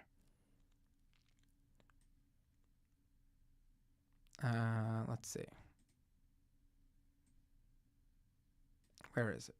All right, so I'm. Let me pull up the tweet. All right, so I'm on Twitter earlier today, I believe it was, and I come across this tweet from this right-winger who's sharing one of those Tucker Carlson cherry-picked January 6th videos that's trying to claim that, like, all the pro-Trump January 6th rioters who showed up to overturn the election and got all violent and stuff and broke into the Capitol building, those people were actually very peaceful, and they weren't doing anything wrong. Those videos, and so this guy shared one of them, and so I'm going through the replies, and then I come across my name, someone mentioning me, but not at mentioning me, just saying my name, and I'm like, what? And it's worrisome to me because, folks, I think I have to come clean. The jig for me is up, I think. The FBI will probably be knocking on my door any day now. Let me pull up the replies. So this is, again, the replies to a tweet about one of those January 6th cherry-picked videos from Tucker Carlson. Let me just go on transparent background here so you can see. So, and the tweet, the replies are as so.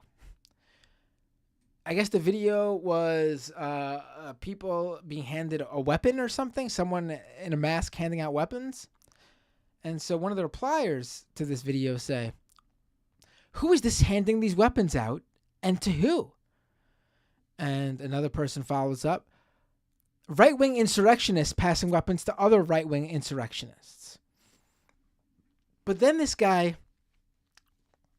Midnight MKE, disagrees with that assessment and posts his own video that shows January people inside the Capitol building on January 6th.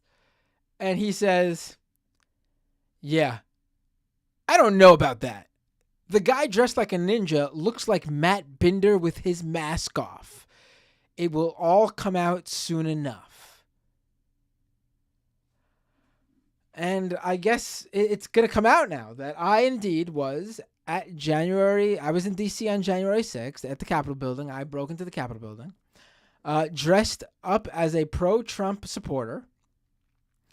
I was there as an undercover Antifa super soldier, secret special agent. And I was handing out weapons to the Trump mob, telling them what to do. Also, I can make them look real bad. It's me.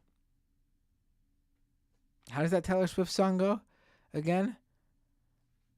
What? How does it go again? It's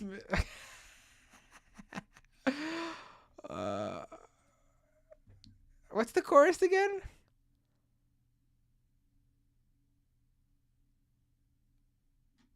Yeah, it's me. however the fuck that song goes.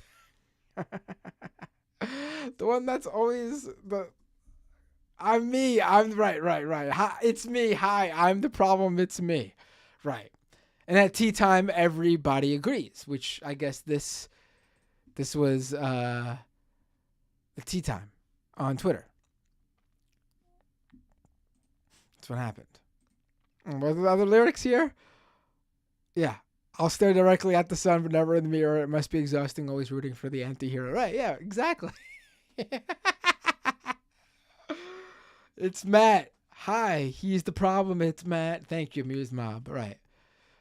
Bob Karamodi says Binder Swifty confirmed.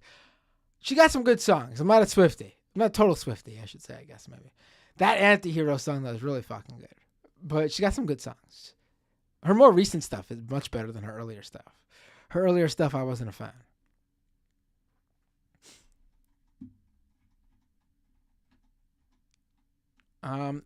People want a dog update. Dog's doing good. He's getting comfy. Still biting a little bit too much, but he's getting a little bit better there, I think. He gets way too excited around the kids because he obviously can tell the difference between adult humans and children humans just by how he acts around us. He's being very chill around us during the day. And then when the kids get home from school, he acts like a crazy person, a crazy dog, for all of us. But he'll get there. Excuse me. One last call. Why not? Hey, what's your name? Where are you calling from? Hey, what's up, Matt? It's Omega. Hey, Omega. How you doing? What do you want to talk about? Just wanted to ask about what you were looking forward to the most going into WrestleMania, first off. And second off, I'm just so pissed about like how they moved fast with that, the whole bank deal that happened over the weekend, but East Palestine got little to no action. And it's like you just made the biggest opening in the world for Republicans. What the fuck? I don't know about that because they were.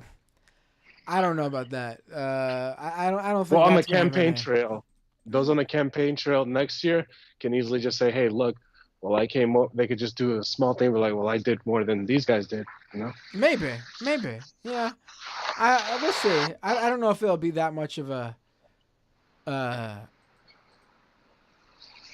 blowback on that one. But yeah, I mean, what was the first thing you mentioned again? I can't remember. The stuff with WrestleMania. Oh, I right. hear me for a moment because there was like a big gust that just came in as I was talking. I was like, he's probably gonna miss half of what I just said. Yeah, I think I still am enjoying the Sami Zayn stuff, even though I feel like they dropped the ball a bit. I still think it's being written pretty good. You know, Are they gonna give him a title match in Mania? Because I haven't really watched too much since. I don't know. I think they're pushing towards Kevin Owens and Sami Zayn getting back together. They're teasing like Cody Rhodes trying to talk sense into Kevin Owens and forgive Sami Zayn, and the Usos don't have anything going for them. They could do that. They could do like a double match thing for both of them. They could have just said Sami and Kevin are gonna take the titles, and then could have had either Sami and Cody go on separately or going at the same time. That way, it's like, hey, you know, both of them are facing, you know, double the work pretty much in order to like win. I actually am really liking the Roman Reigns reign, and so I think they should keep it on him. They should keep it on him. I do too, but I think maybe having somebody like Sami win is not a bad thing at all. It actually, like, if he took it from Roman, it wouldn't be a bad thing, like, whatsoever. Yeah. I think because he's been solid. He's been good at like, because a lot of the wrestlers that have been on the like, at least lately, a lot of the wrestlers that have been champion at least have been shown the ability to do both heel and face, which says a lot about like a lot of the people now. But except for, I mean, Kofi to a lesser extent and Big E, of course, but I got my own gripes regarding that because they just kind of They just gave him the title, and they both like shat on them afterwards, which is horrible. But you know, that's a story for another day. I think they. And people really loved them too. So it's kind of like, hey, it would be nice if they had a strong run, both of them. Yeah. But they didn't. Yeah. Yeah. I guess we'll just see though. Yeah. I gotta actually update myself what the card's looking like. I mean, I don't know what they're planning with Brock Lesnar. Again, I think Brock Lesnar's. I hope nothing. I hope nothing happens with him or Goldberg. I really like Brock Lesnar. I think he's really good. They already have the match for Lesnar at WrestleMania, and it's a horrible throwaway fucking match with Omos, the 7'5" guy or whatever, the really tall guy, who's not a good. I hope it ends up being like Kane and Great Khali, where people are like, well, they faced each other and they're like the tallest people, but you know, that's it. Yeah, that's what it is. But Brock's not tall. It makes no sense. I mean, he's tall compared to me, but I mean, he's not considered a tall guy in wrestling. Ooh, Brock. Well, I guess I don't know, big and tall. I don't fucking know. Right. I don't know, to be honest, because like a lot of the other larger people have retired pretty much, so they've kind of like stayed away from that stuff because those guys are much older, like the ones that were like the largest of the group. Right, and they're building towards I think Seth Rollins versus Logan Paul at WrestleMania as well. Like, I think he should have been nuclear hot in terms of like too hot to have on anything. I think they need to just leave him. After everything, just leave him. Yeah. After all the stuff, especially after the whole him being a Puerto Rican transplant guy that just comes there to be tax sheltered. Fuck no. I'm sorry. Well, actually, you know what? If Seth beats him badly, that'll be fine because Seth is Puerto Rican, so that actually would be poetic justice almost. But that'd be cathartic for me, maybe. But other than that, I don't want to see Logan Paul ever again. To be frank, I don't care how good he is. It's just like all this other stuff. It's like, how much more things is he going to get himself in trouble for? And then people are just like, oh, well, memory of a goldfish. Let's go, guys. We need him for something else. And then he counts people again, or he does something super inappropriate again. Like, at least people forgot about the fact that he was in a gay porn video. Wait, who was in a what? So Logan Paul was in a video where he was giving oral to a guy. Really? Which nothing wrong with that, but then he was like trying really hard to keep people from like talking about it. And I guess all of his other stuff kind of did that for him. I had no idea. Well, he's in trouble for more problematic things as preferred to something that's like, okay, you had an intimate video of you doing stuff to a guy, big deal. Especially now, it's not a big deal. Right. But it's one of those super chatted out guys that are kind of like, oh, I'm not gay type of thing. Is like, if you're on video doing that, I mean, you are. It's okay. We're in 2023. Yeah, maybe he could be bisexual. Nothing wrong with that either. Yeah, either way too. Doesn't matter. Like, it's not our business. Whatever. That part's not our business. My problem with Logan Paul. My problem with Logan Paul is the assholery, the scamming people, his crypto scams, that type of stuff is my problem with Logan Paul. And then there was a thing with the forest in Japan thing too. That was another thing. I was like, dude, what does the matter with you? It was like trying to be like an exhort all day, and it's like, ugh, no. It was one of those things like I thought they were interesting back in the Vine days, and then it's like I completely forgot about them until the scandals, and I'm like, you know what? I'm glad I stayed away. Yeah. All right, Omega. Have a great night. I've been wondering if you got on Fall Guys or anything like that since you play Fortnite and whatnot. No, I have not played Fall Guys in a while. I've been hardcore into Fortnite right now. Me and my son the new season just began this past weekend. We've been I have him signed up for the Battle Pass because he loves it. And then this time around, I was like, you know what? I'm gonna fucking sign up for the Battle Pass, and we'll both play and level up together. And that's what we've been doing. Yeah, closest thing to that has been like when Just Dance would have like the little packs or whatever. They're a little annoying with that. I don't know why. We recently got the Nintendo Online Plus thing, and I finally started playing the Sega Genesis on there. I'm getting back up to where I was in Sonic, and I finally got all the Chaos Emeralds in the second game. I was like, yes, I'm getting back to it. And so they have like, what is it? Original Nintendo, Super Nintendo, Game Boy. If you have like the original Switch Online, if you get expansion, you get some DLC for Mario Kart, Animal Crossing, Splatoon, and then you get Sega Genesis, N64. What was it? Game Boy Advance, like those. You know, you could go back to those. You could Game Boy Advance and the Game Boy stuff. They're just adding stuff little by little on that. So I think they just kind of launched that. N64, you could play GoldenEye. Only thing is that because the controls from back then, you got to try to get used to it again. Yeah. And it's like you got to also remember you can shoot your way through things. You just can't shoot everything because in the first level, I just like shot a bunch of computers. I was supposed to do something. So I'm like me tech guy. I just shot a bunch of computers. Totally good instincts there. Right. I have to. I have to get more into this stuff now that I'm back into Fortnite's dragged me back in. Yeah, one good benefit of those is that you can kind of rewind back. So in that sense, you're not totally beating the game legitimately if you use that. But you know what? Games back then were kind of hard, so I think you're allowed a bit of a pass. But yeah, that in Sonic and the bonus levels, we had to do that so much just to memorize the routines and stuff. It's like forget about it. I have the retro Sega Genesis at home too, but I haven't really like touched it since because they give you the wire controllers, which is kind of like, I guess it's for the retro feel, but still, you know. Right. Although it's a little cute having it inside of my TV stand at home, and it's like this miniature thing that's twice the size of my phone. Oh, my son just started playing. You just made me think of it. Breath of the Wild. So that's been fun. Watching him play that. I'm not. Yeah, I've never. I playing Ocarina of Time, and I got a little bored after. I've never been into it. I've never been a Zelda guy, but he's into it. Oh, you should look up the Zelda creepypasta. It's a nice read. It's a nice little read. You remember when creepypastas were a thing? Yeah, I'll have to look it up.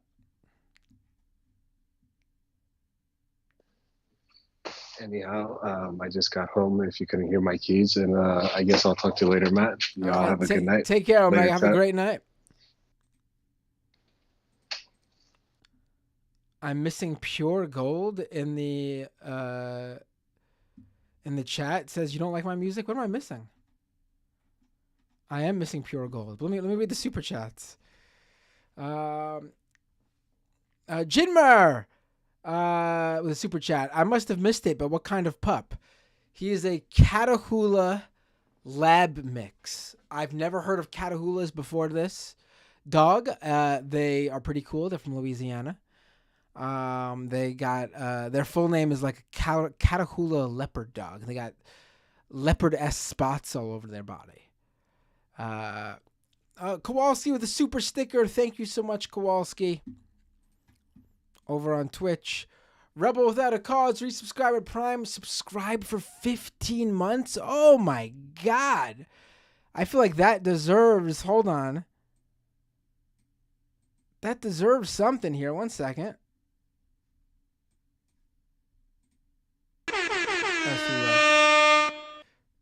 I'll do it again.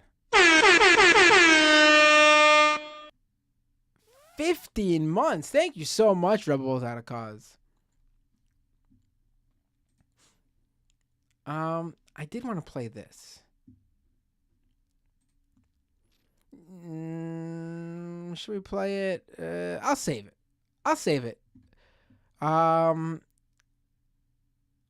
Could be doing another stream this week. I'll save this clip for the next thing.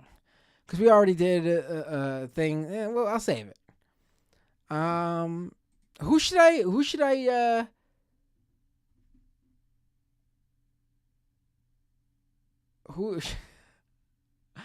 Cameron says, sounds like a type of name of a dog Pauly Shore would come up with. Who should I raid on Twitch? Who gets the raid over on Twitch? Well, once again, only if you can, but if you could, it'd be a big help because I'm worried about sliding back down when we were doing such a good job growing. Patreon.com/Matt Binder if you'd like to support this show. Just consider it if you can. Don't consider it if you can't. All right, let's. Why save it? Says take it easy because then it'll be all right. Let's just do it. While you say ask who. While you tell me who I should rate. It's just a little clip, but I don't know if I was feeling up for it. But you know what? Let's fucking do it. Let me get this clip ready to go.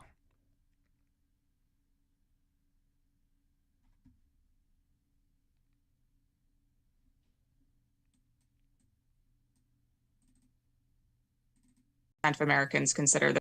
Yeah, let's play this fucking clip.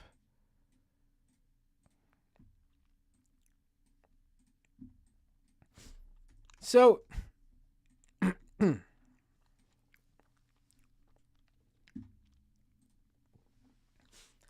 Bethany Mandel is a conservative writer, probably most famous for her article urging that we befriend Nazis because that's the that's the right thing to do. Also famous for posting that really weird anti-mask picture about where she showed like her kid's mask at the end of the day, and it was like full of like dirt and like Cheeto residue. Very bizarre. Just change your kid's mask. Don't be a weirdo. Here she is on Rising earlier today. And she's on the show, and I don't remember what she was even talking about, but we'll hear it in a second. But Brianna Joy Gray is on the program, and as Bethany is talking, Brianna realizes that Bethany drops the classic conservative buzzword, woke.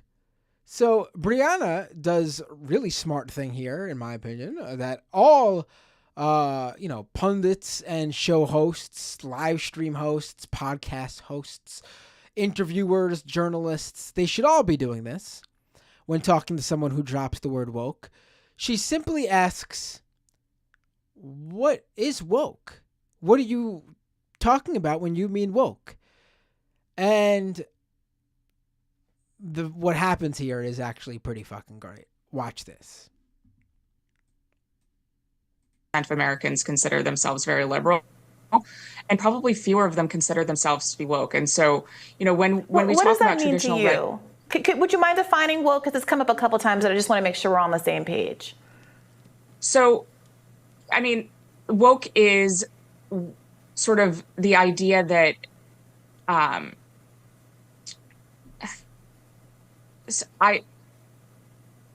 this is going to be one of those moments that goes viral. Woke is something that's very hard to define, and we've spent an entire chapter defining it. It is sort of the understanding that we need to totally reimagine and redo society in order to create hierarchies of oppression. It's hard to explain in a 15-second soundbite. Yeah, look, your time. Well, take your Here's the thing. It was really great moment, really great question from Bree, and I know I don't in recent years I haven't agreed with Bree on everything, but very great moment, great question to ask, and here's the thing though, I don't think Bethany over here was having trouble defining the word woke, or what woke means when she uses it. I think my personal opinion here, and this is with a lot of conservatives who I've seen struggle to actually define what the word means for them when they use it as a derogatory term. They just don't want to, they know what it means when they say it. Like, when they say, for example, look, they turned The Little Mermaid woke because in the upcoming live-action Little Mermaid movie, the lead actress playing Ariel that was cast to play her is a black woman, that's what they call woke. When they see a movie come out where the two protagonist leads, like the couple in a romantic comedy is a gay couple, that's what they call woke. They just don't want to openly say, I'm talking about insert black person, insert gay person. They don't want to say, it's my stand-in word. It's my stand-in acceptable word so that I can't get in trouble saying the N-word. Or the derogatory term for gay people that begins with the letter F. That's literally what they mean when they say this stuff. And I think that when they struggle to define that word, I think this is what the issue is. They don't know how else to describe it. And if they describe it like that, boy, oh boy, will they be in some real fucking trouble. So yeah, I think it was a great moment, though.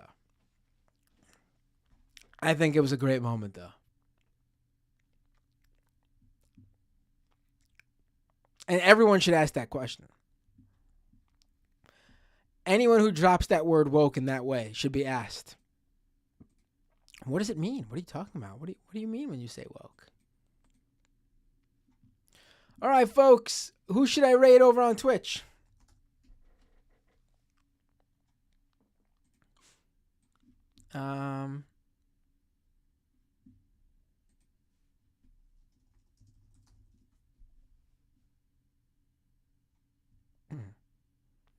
Binder, what is woke? Asks Megan Anaconda. Well, the real definition of woke, it came from the idea of, the term came from the idea of like, you're asleep to what's going on in the world. Wake up, sheeple. It was a term that came from, black vernacular, or AAVE is what it's called. Meaning like, you've been awoken to the social justice and civil rights issues going on even today. You're awoken to the everyday discrimination and prejudice that people experience in their daily lives because of the color of their skin. And I would say it goes even further too, broadening out to just any sort of social justice issue, whether it's a race, religion, sexual orientation, gender. That's just being aware to the issues that those people face. That's the real meaning of woke. And shockingly, when you ask the majority of Americans about how they feel about woke, that's the definition they think of, and they agree with it. They approve of that definition, and they are approving of the term woke.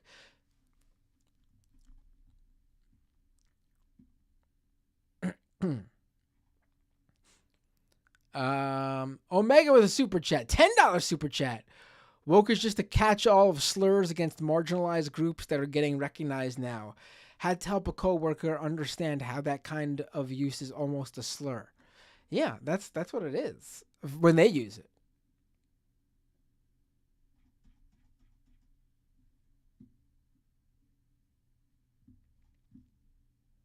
Oh, did I just get raided?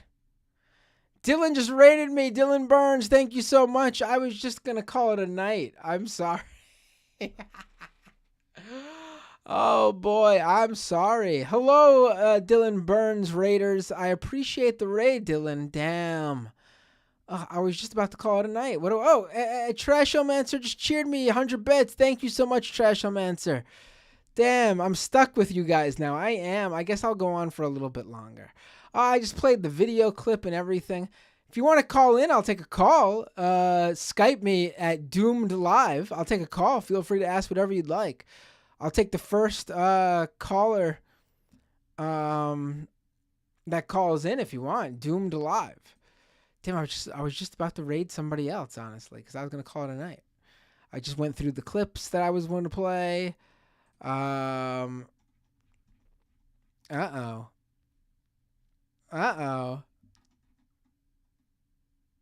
Skype me at Doomed Live. I'll take your call. Maybe I'll read some chats too while you're here. But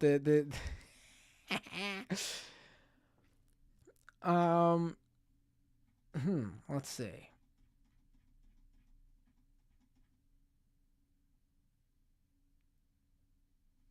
Come on, surely there's something to talk about. Oh,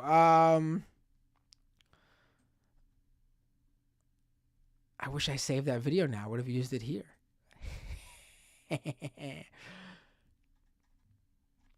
So is Jimmy Dore woke? Asked Take It Easy. Of course. He's super woke. Let's take this call. Hey, what's your name? Where are you calling from? Hello, Matt Bender. This is your favorite vice president, former vice president, Mike Pence. Oh my God, you actually do sound a little bit like Mike Pence. How you doing, Mr. Pence? Well, God bless you as well, Matt. I hope you're doing very well. And I just wanted to call in to clear up a few things about some things that have been recently put into the fake news media about my feelings toward the former president. Now, many people know that I'll be the one who's bringing the excitement to the 2024 election. And everyone knows that I'm a conservative, a Christian, and a Christian in that order.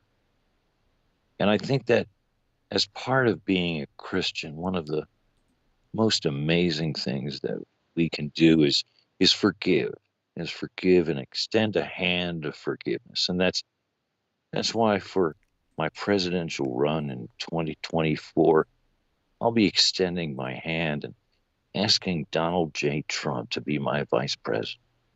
Oh, yeah? I think this would be a winning ticket, and we'll be able to bring Jesus back into the classrooms, into the Do you think he would accept businesses, that? into Do you think he would into accept the that? places that we really, really need.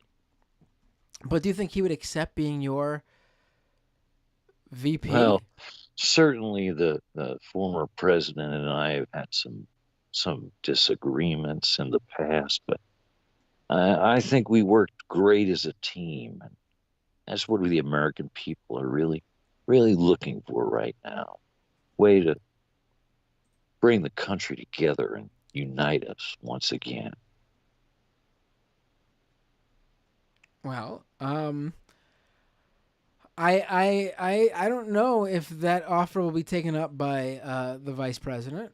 I mean, actually, whoa! I'm already calling him the vice president. Look at that, by the president, or former president, I should say.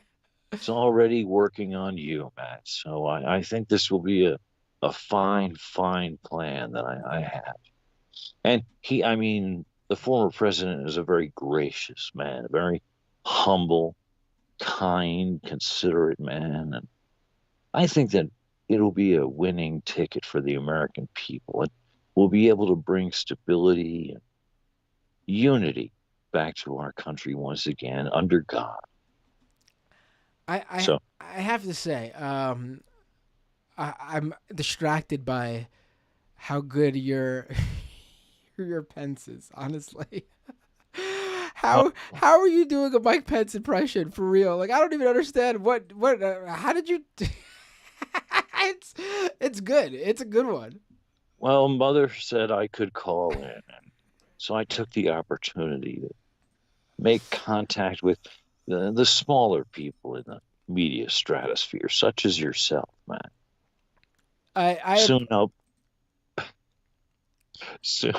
Soon I'll be appearing on Joe Rogan. I don't know about that. Interviewed by Jordan Lee Peterson, one of the great Jordan B. Peterson. I get them confused. I'm sorry. But Jordan Peterson is one of the great minds of our time, and I think we may be adding him to the cabinet as well. So would be great.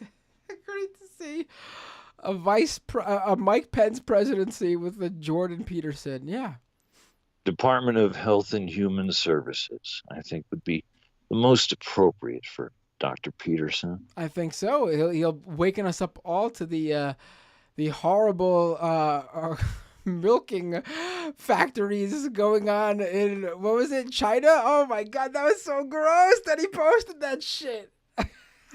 You know, the strange sexual practices of many Americans are really revolting to the common sense that most people have in America, the good Christians in America. And that's who we'll be targeting in our campaign. Pence Trump 24. There we go. So thank you very much for your time, Matt, and you have a God-blessed day. Thank you so much for calling in, Mr. Pence. It's my can I ask you a question? Yes. How do you feel about these January 6th videos that Tucker Carlson is putting out there as the numero uno target of the Trump mob that day? What are your feelings on this? I think that you've been misled by many mainstream media reports about the events of that day. Oh, what happened? It was a very calm day. There were very many tourists enjoying a day visiting the Capitol, even though it wasn't open. And but the real thing, I think that the people were just very passionate, wanted to express that passion in the most real way that they could, in their support for the former president. There you go. All right. I guess that is an answer. That's one way to put it. Yes, it is it is an answer. So let's not quibble about it. Right. You have a good night. Have a great night, Mike. Take care. All right, everyone. That was really great. I'm glad the Dylan Burns Raiders made me stick around for a little bit longer so I could take that call, because that was a good one. I am officially exhausted, though. So I appreciate Dylan Burns Raiders. I promise you I'm usually even more lively. I was just about to call it a night. So be sure to follow my channel on Twitch. A lot of great stuff coming up for you, I promise. And of course, regular listeners. And who should I raid? Who should I pass the raid on to? Who's on right now? Let's see. Dylan Burns Raiders. Who do you guys want to see me raid? I see Raider from Dylan Burns say Riverboat. That's one. Let's see who else.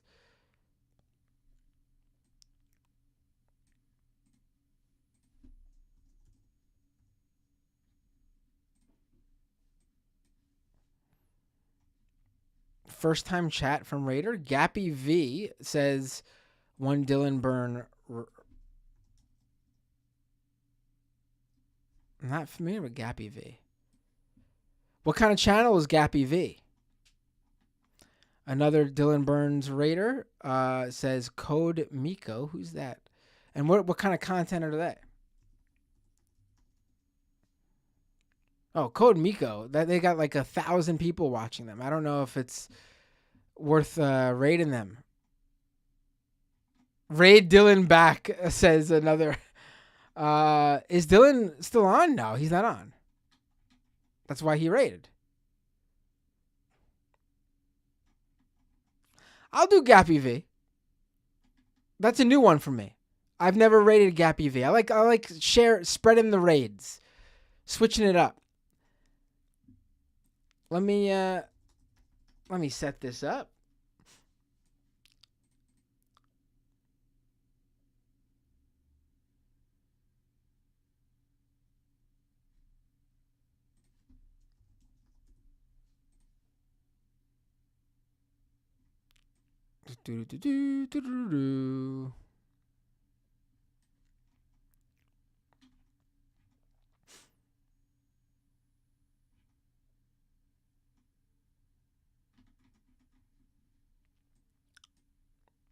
Who else should I? Well, I have you guys. Who else is a good person to raid?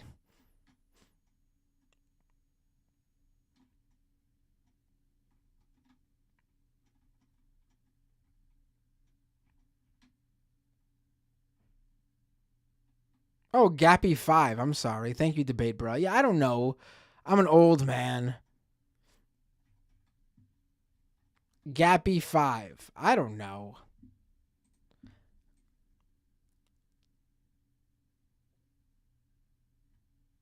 All right, cool. Gonna rate it, Gappy. And I'll keep Code Miko in mind for another day. But when you got that many people already watching you, I feel like, what's my raid doing? Raid the Capitol, says Sid, and on YouTube. yeah, they should. All right, here we go. Thank you all for tuning in. Don't forget to subscribe to the YouTube channel at youtube.com/MattBinder. Follow the Twitch channel at twitch.tv/MattBinder. If you'd like to, patreon.com/MattBinder to support the show. Thank you all for tuning in. If you missed the Scam Economy episode before the live stream, be sure to check that out on YouTube and at scameconomy.com, where you can find links to the Apple Podcast version and the Spotify version of the podcast. And with all that said, I'll see you all next time. Have a great night.